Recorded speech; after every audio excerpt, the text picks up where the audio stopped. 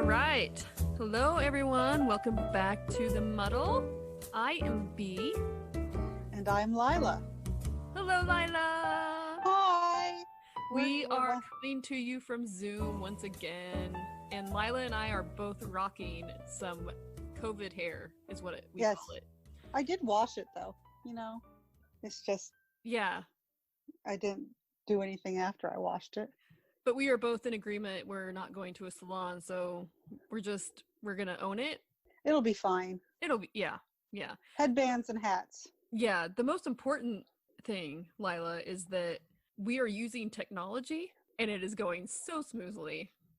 It is. I haven't had one hiccup. I haven't had anything happen. Everything's gone smoothly. No screens freezing. No dropping of the computer or iPad. It goes well. I'm also impressed that you and I are on technology right now, looking at each other, because as Lila can attest, me setting up for our Zoom podcast is a hot mess. It is. Which is just my MO. I'm a hot mess. I just sat back for 5 minutes and watched her in chaos. My disclaimer is my 4-year-old is watching a movie in the background, so don't mind that. All right.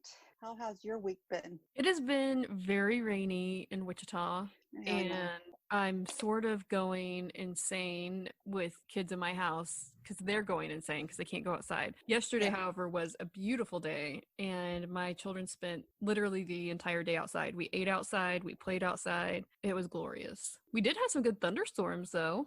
I do like a good thunderstorm. Oh, I love a good thunderstorm. Nothing beats it. That's one of the best parts of living in Kansas. Yes. Unbeatable thunderstorms. There's not much to love about living in Kansas, but thunderstorms are one of them. Mm-hmm. So Lila has the drink of the week for us. We are back. We're back to our regularly scheduled programming of each having a beverage. So Lila is taking over the beverage this week. I'm very excited for it. I don't know that I've ever had this beverage, and usually we would make it and have it while we podcast, but I did not get the recipe, so I'm not enjoying it. But Lila, I think you're enjoying it. It's also kind of early. We're recording this early in the day. There's nothing wrong with having a gimlet at 10:30 in the morning. Yeah, I might I might pass out for the rest of the day. What's the problem?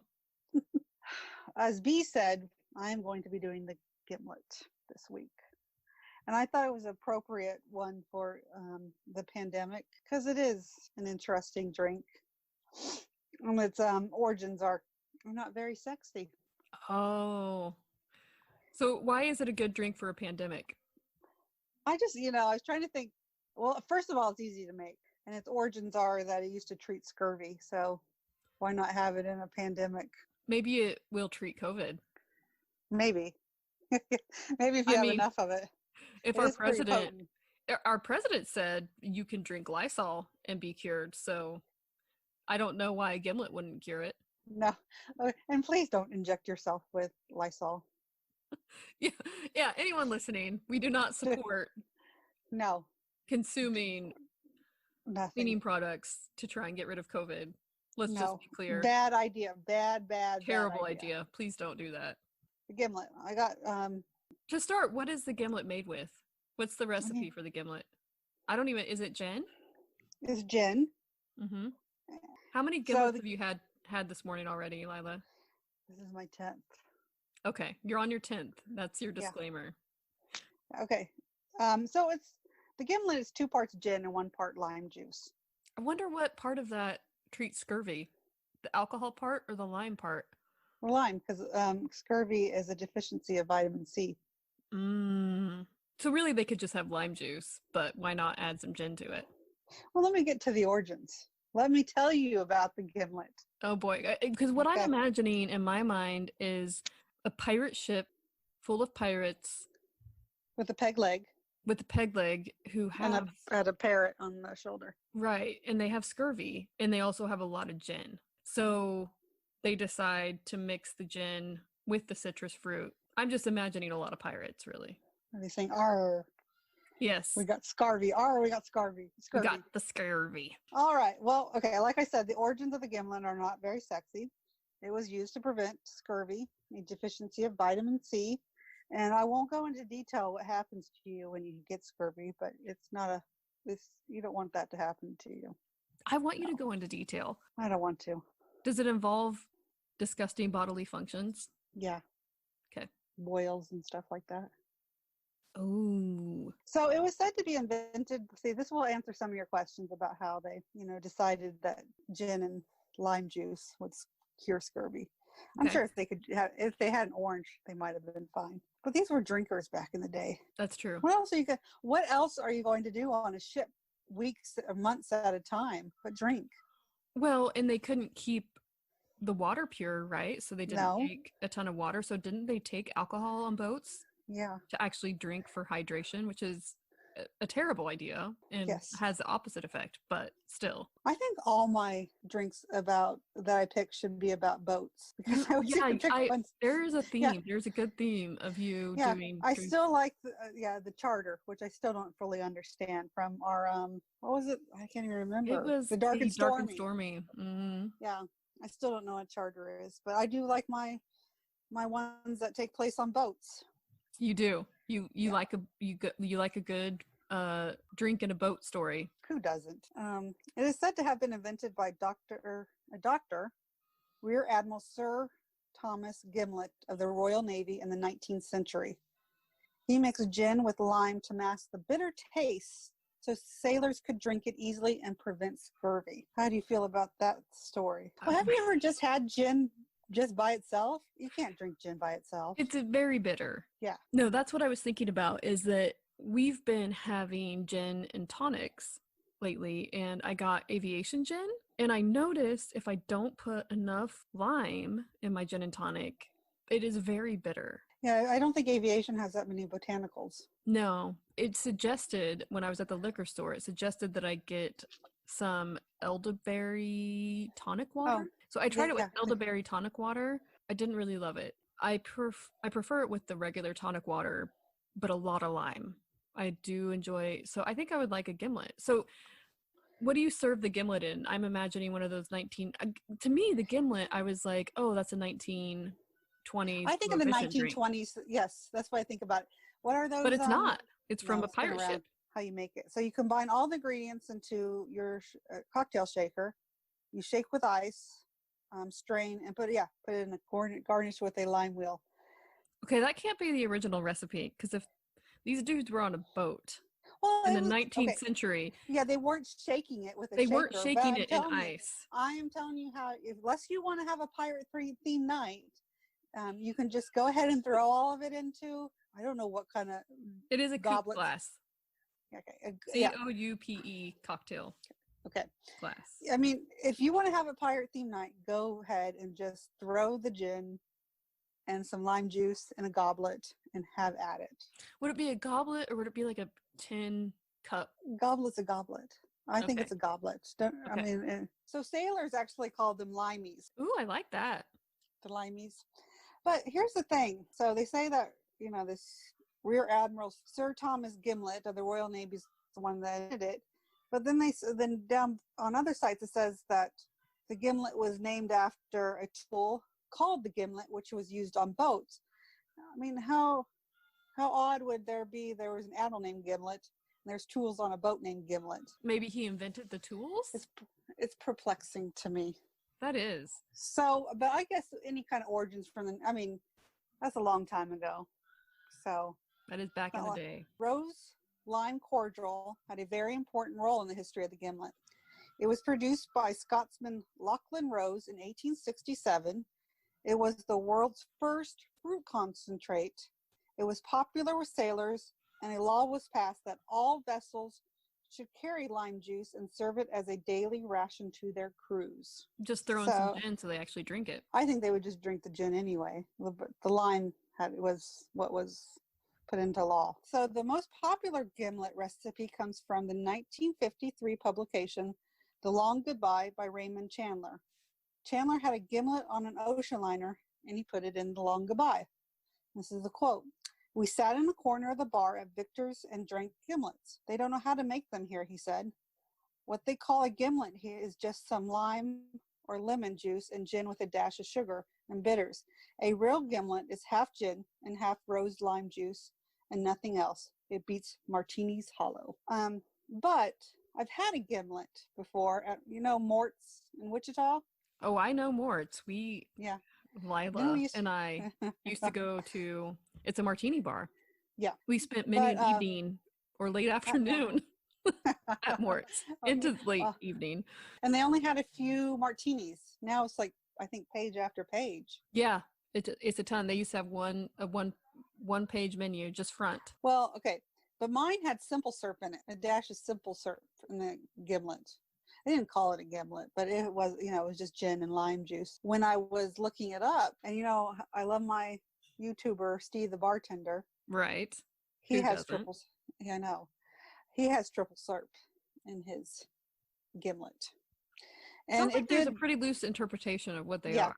So when did you have it? Did you have this at Mort's like back in the day, or no? Was it a recent visit to Mort's? Because I haven't been to Mort's in forever. Well, of course it wasn't now. I mean, I'm not going out drinking. Right. I mean, in like no, in the past year, probably the beginning of March. Okay. Yeah. Was it when you went to the Golden Girls puppet show? No, that was a different night. This was. What was their version of the gimlet again? It was. They didn't call it a gimlet, so I can't really say that they think it's a gimlet. But to me, it felt like a gimlet. It was gin, lime juice, and simple syrup. It was delicious. It sounds delicious. Yes. Very limey, like the sailors used to say. I just want you to walk into Mort's, go in when it opens up. I think it's next week, and just go in and pound your fist on the table and say, "Give me a limey." They're not opening up bars next week. Oh, they're not? No bars, which makes sense. Yeah, I would not be going in. I probably won't go anywhere in public until there's a vaccine. But no, I won't either. I guess I just feel like all that is a peach tree waiting. Like peach dish. Yeah, also, because I can drink at home. Guys, I don't think alcohol kills COVID. No. And you know what happens when people have too many drinks? They're touchy-feely. Oh, and there's spitting and loud talking. I always spoke in Spanglish when I was at. That's one thing I remember about Mort's is I talked a lot of Spanglish when I was at Mort's. Yeah, it's a terrible idea. So anyway, public gimlets, but I do have gin at home, and I always have limes on hand because we eat Mexican food approximately 5 times a week. I always have limes on hand. How many limes to do half and half? So what? So say you did. It's 2 parts gin and 1 part lime juice. Okay, so say you do 1 shot or 2 shots of gin. So then you do 1 shot of lime juice, but that's still a lot of. That's like an ounce of lime juice. That's a lot of lime squeezing. As they say, you can buy the rose lime cordial. Can you buy it still? Yeah. I'm a fresh. Yeah. All right. Well, we'll see. Maybe next time I think you can squeeze some limes. It's not hard. Don't you have a squeezer? No, I'm old school. So here's the thing. I used to live in a very small home in an urban area. And because of that, I had very few extras in my kitchen. Just essentials. Like I had 1 drawer that was for everything. Silverware, like spatulas, all that. And so I never had a little handheld juice squeezer thing. Well, you know what you're getting for Christmas. I can't wait. Well, so that's the history of the gimlet. Okay. I think it's a perfect quarantine drink. Well, it's easy to make, like you said. Yeah. And there's variations of it. And you can even use vodka, too. That's speaking my language. Yeah, I'm not the vodka fan. You can make sure that you don't get scurvy in quarantine. Well, that's important. That's important because you never know when fruit's going to run out. You really don't. No. I wonder if people still get scurvy. I wonder if it's called something else. I bet that in developed countries they do. Probably, yeah. I guess I'm going to have to research another boat drink. I have a theme going on.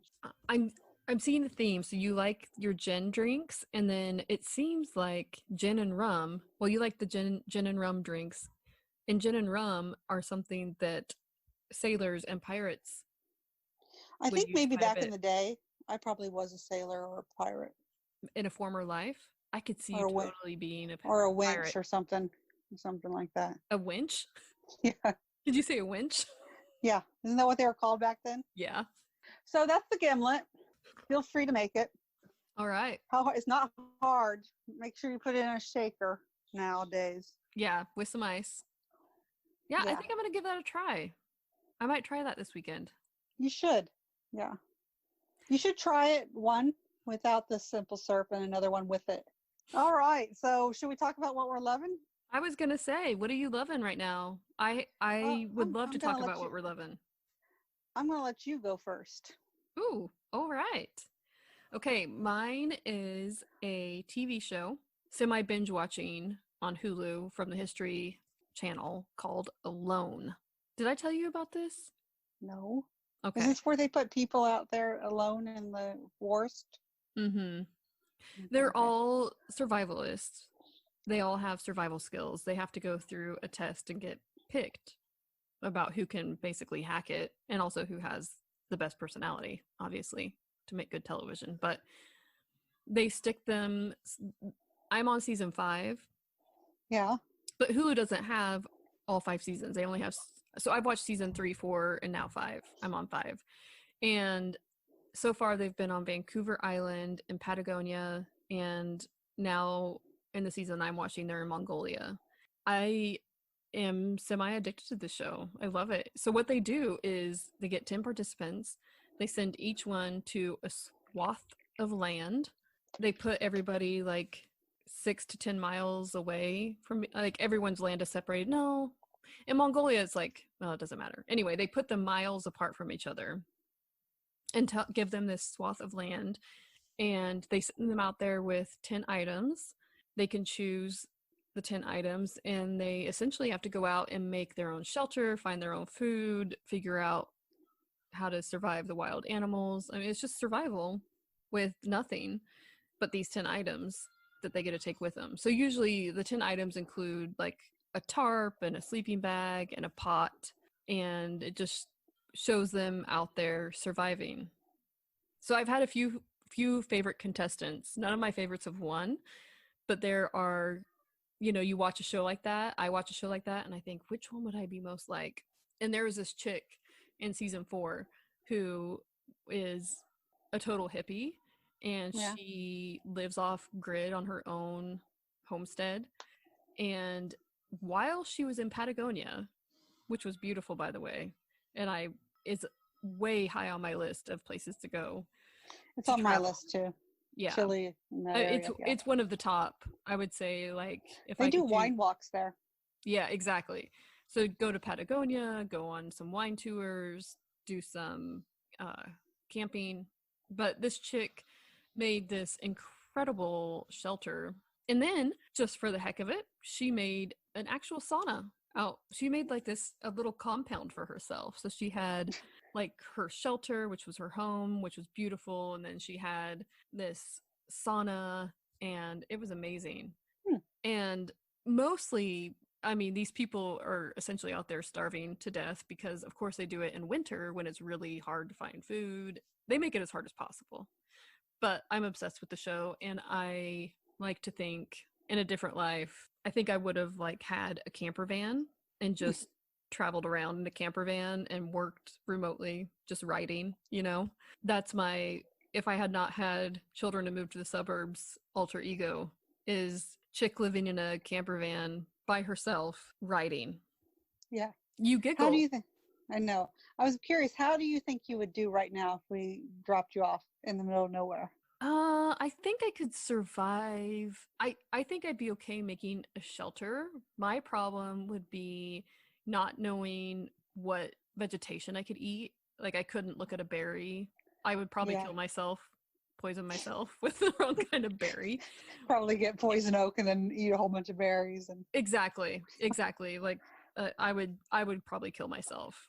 Yeah. I would do okay with the shelter and being alone part. Because some of these contestants go out there and like it breaks them because they don't have other human beings. I don't need other human beings. No, I'd be just fine on that part. I'd be just fine and happy. I would build myself a sauna. I would build myself a beautiful shelter, and then I would just boil a lot of water and drink water. I don't know what I would eat. I don't know how to fish, I don't know how to hunt, and I don't know what kind of vegetation. So I would be out there for as long as I could survive until I they think pull I can you. make like some kind of contraption to catch fish. I think I could do that. Well, and some of them do. Like they've had people make crab traps and trot lines. I've learned about trot lines. But these people will fish and then they'll kill a fish with a stone. Like they'll take I this know. fish and like put it down and just whack it with a big stone. And I don't like fish that much in the first place. Maybe if it came fresh from a Patagonia freshwater What, you don't lake. want them to bring it to your table? Just pound it with a stone. Yeah. I want it fresh, people. I'll take the fresh flounder. Yes. But yeah, I would do okay until they pull people if you lose a certain amount of weight and body BMI. If your BMI gets too low, they'll pull you for health reasons. So I would do okay until they pulled me for because I'm starving to death. Yeah, with the fish that's waiting to be killed. Yeah, I could catch the fish, but then I'd be like, oh, I don't want to kill it. And I just let it rot on a rock. We obviously are not equipped to kill live things. No. So I think I'd be great at one aspect of it, but I'd need to learn to gather. So if you plopped me out in the middle of nowhere and told me to survive right now, wouldn't happen. I don't think it would work out for me. I would also be afraid to be eaten by bears. Yeah, well, they give the people bear spray and a bear horn. You know what? I don't know how well that would work out for me because I think I'd be in a moment of panic trying to get the horn to work and the spray. I could see you like you're in your tent that you made yourself in the middle of the night and you're all confused and grumpy and you're like, where's my bear spray? And then you rummaging around trying to get out of you're stuck in your sleeping bag trying to get out of your actually spray myself. Yeah, we would definitely I would give us 2 weeks max. I was gonna say like maybe 3 days, but okay. I'm being generous. I'm trying to be generous here. Oh, yeah, it's not gonna work out. I'll be sprayed with bear and then go deaf from the horn or something like that. Can't hear anybody coming. Oh wow. Yeah. That's amazing. No, I'm not a camper. I don't like the outdoors. Well, I love the outdoors and I love to camp, but I hate mosquitoes and bugs. But I hate mosquitoes because I'm allergic to them. I don't like to be hot. So I think I would do well if I had Mongolia, Patagonia would be fine because even in the summer there it's not going to be that hot. Yeah. I think it'd be okay there, but like camping in Kansas in the middle of summer, gross. It's just Lila Bell look of disgust is occurring right now. No, I'm just trying to picture the people that are out there with their gun-toting ways who I'll probably end up upon them and then they'll probably shoot me. It'd just be very moist with bugs. Well, Kansas is not that pretty. It's really not. No, there's certain places are, but the Flint Hills are decent. Yes, that area is okay, but could you imagine trying to survive in Western Kansas? Jeez, I've been through there twice. There's just nothing out there. You get to take a tarp and a sleeping bag and a pot and a knife out to Western Kansas. You'll need that knife. I guess you could hunt a cow. You won't hunt cows. Oh, hey, steal chicken eggs. There you go. Well, I mean, you could, maybe one of your 10 items could be some chickens. Mm-hmm. So my husband, he doesn't really watch the show with me, but he will listen to me watching it and he'll like peek over and look at what I'm watching because I'm watching it in bed or whatever. And so he had a really good point. He was like, I get 10 items to take to survive with me. One of my 10 items is going to be a pallet of Cliff Bars. Yeah. Well, okay. I mean, he makes a good point. Like, if I get 10 items, I'm just going to take a pallet of Cliff Bars. Screw y'all. I don't have to fish. Would he bury them or something so the animals don't come after him? Yeah, because you don't want the bears to smell it. Yeah. I need him to think that through. You could have a Cliff Bar shelter in your shelter. I can just see him out there digging a pit. Yeah, digging a pit for his pallet of Cliff Bars. Like, screw you guys, I'm going to survive for months. Yeah, just sitting there. Until the bear kills me. Yeah, because you can't open the spray. Yeah. Remember how back in the day we were going to make those videos of us, the Beer Girl show? Oh, I remember. Yeah. Yeah, with the cowboy. Yeah, I remember. This would have been a perfect one for the cowboy to do alone. Oh, that would have been so good. We send him out to Western Kansas with a pallet of Cliff Bars. And his hat. I have the hiccups. Did you say in a cat? His cowboy hat. Oh. But I think a cat would be better.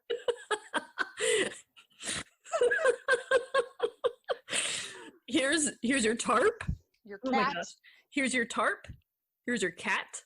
And here's your pot to cook things with. And I picture him using his cowboy hat to get water in the rain. Well, yeah, that'd be perfect. I do. I enjoy that. And then he could snack on his Cliff Bars and pet his cat. It'd be perfect. We missed out on our video making days. We really did. We could have capitalized on that. Yeah. We had so many great ideas, and I don't know if we ever even wrote them down or not. No, my favorite still is the cowboy with the sidecar going into the eye of the storm of the tornado. That's the first thing I thought of was the cowboy with a motorcycle and a sidecar. Yeah, I would be in the sidecar. Right. I'd like to think the cowboy's in the sidecar. Then one of us would have to drive the motorcycle. You, obviously. How hard can it be? All right. So you want to know what I'm loving? I would love to know what you're loving, Lila. Okay, I got two this week. The first one it's interesting because, we both love the Golden Girls. It was Bea Arthur's birthday this week, who's passed away. She would have been 98. We're slowly, right now during the pandemic, we're watching as much TV as we probably ever have. And now we're trying to find things to watch. Well, my mom and I have started watching the Golden Girls every night. That's fantastic. It's been a while since I've seen the first season. Oh my gosh, I honestly laughed so hard. It's one of my favorite shows anyway. I mean, we talk about our favorite episodes, but it's been a while where I've watched one after the other. And so what's your favorite from season 1?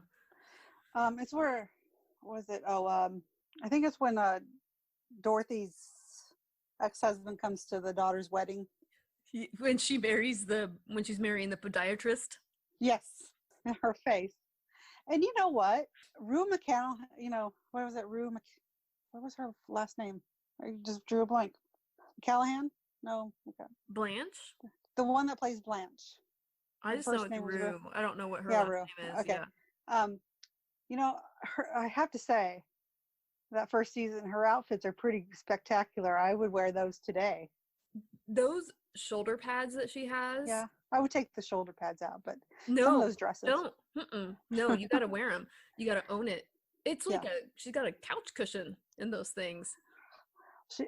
But there was one, but I read that those were all custom made for her, and she kept every single one of them after the show ended. The closet was full of them. Yeah. Wow. Is she still alive? No, she died. I think Betty White's the only one alive. Wow. But, it's good to have a laugh now. And those still make you laugh. I mean, I have to say Dorothy's the best. Dorothy has those best one-liners. She does. Crack me up. Right. Well, Rose is my favorite, of course. Yeah. But that's because probably I can relate to Rose. I mean, we've talked about who we are as the Golden Girls. I'm Dorothy. Rose. I'm definitely Dorothy. Yeah. Like I said, I'm still in this lightheartedness, phase where I just want to laugh and be happy. I'm tired of seeing what's on TV right now with all the news. Nobody needs. I mean, we've got enough. Golden Girls is a perfect solution to it is COVID depression. And there's 7 years of it I can get through. So exactly. I'm pleased. Exactly. But well, funny. In that same vein, it's funny that everyone is talking about how they're doing all these projects and how they're being so productive. So many people are doing home improvement projects. My sister decided to paint her entire kitchen, and I am just sitting here that's awesome. Good for you guys. But I am still managing a freaking circus every minute of my day. So I just want to kind of slap everybody out of jealousy because, I mean, if you're going to be stuck at home, I would love to be, baking and organizing my closets because I'm a crazy person. I love doing that kind of stuff. But, working on my survival skills, hunting pheasant from my back porch, from my back deck. Like, why wouldn't I do that? But, Or you could be learning what berries you can eat. Yeah, I could be educating myself. We have a forest behind our neighborhood. I could be back in that forest teaching myself survival skills. But no, I decided to go and have 3 kids with a set of twins involved. So no, I get to spend COVID trying to keep my children from basically every day. I try and keep my house from turning into a giant fraternity party without the alcohol. I wish I could binge watch more shows, but for those of you who can and who do have a lot more free time, Golden Girls is definitely the route to go. It'll cheer you up. It is. Any time of the day. And I get very happy when I hear the theme song. Oh yeah. It's like a little trigger in your brain. Yeah. I mean, yeah. I'm enjoying it, and it's fun to watch it with my mom. Hopefully you enjoy a Gimlet when you watch it tonight. I think, that's something the Golden Girls would drink, I think. As long as it was in a coupe glass. Yes. Well, it can't be in any other glass. It can't be in a goblet or a tin cup. My last one that I'm loving this week. So last week, people in Florida were protesting that gyms were closed by being outside the gym, doing squats and jumping jacks. You could do that at home. It was the most ridiculous thing I ever seen. These people on the sidewalk doing squats and jumping jacks because the gym wasn't open. That makes absolutely no sense. But you said it happened in Florida? Yeah. That doesn't surprise me. They don't think things through down there. But it was just these women and these men just doing squats. I think you can do that at home. That's amazing. But that's not the point, Lila. It's not open. Is that the gym is closed, so they're going to do their GD squats in front of the gym. I really wish, though, that somebody was running in place. Oh, maybe they just didn't get it. Maybe they just didn't. Yeah. I could actually see another Beer Girl episode of this happening where... You want to go get... the beauty is my gym, the gym that I go to, has a custard place right in front of it. So we could go in the parking lot and we'd be semi-blocked by the custard building, but we could do some squats, get some lunges, do through the drive-through of the custard place, and then continue. We have sustenance for our gym protest. Yeah. Have some sign that says, "My body, my right to go to the gym." Yeah. Makes no sense. I think we should have the cowboy just running in place. Okay, yeah, he can run in place. Never stopping. Does he get to bring a pallet of Cliff Bars? No, he gets to bring his cat. He can bring his cat. And he's got to wear little gym shorts too while he does it. I mean, it's getting hot. Maybe he can wear like those wrestling boots or whatever they wear. Perfect. Perfect. He's got to keep his cat, so he's got to have a leash on that sucker. I think he should have one of those that are attached to him. What are those kids, those parents that have it? You wear it like a belt. Yes. Mm-hmm. That's perfect. Yeah. He puts the belt on. The cat stays. Yep, so I don't see anything. Basically what we covered is that we got to protest the gym's not opening because how dare I have to do squats at home. Or jumping jacks at home. I mean, we've got ceilings. We can go outdoors. I guess. Go out in our No. No, you cannot do jumping jacks at home. That's all I have. I gotta go protest the gyms now. All right, yeah. We're off. I mean, we've got to go. We got stuff to do. I've got signs to make. Yeah. I've got some short shorts to find for the cowboy. Yeah. Yes. I think that's gonna do it for us. I think that's it. All right. All right. So in the meantime, don't forget to offer up a 5-star review for us on Apple because that always helps. Cheers.